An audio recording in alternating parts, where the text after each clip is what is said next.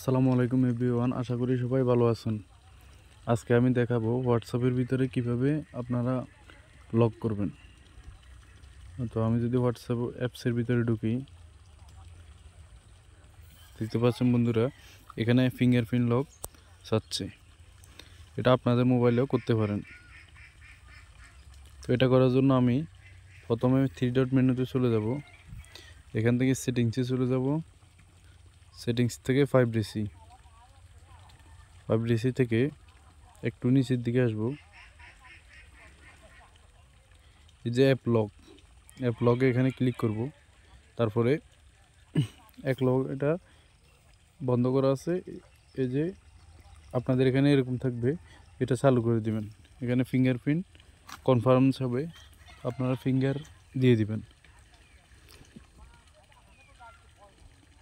তো এখানে আবার আফটার 30 মিনিট, মানে 30 মিনিট পরে লক হবে। আফটার 1 মিনিট পরে লক হবে। আর একটা হচ্ছে ইমিডিয়েট।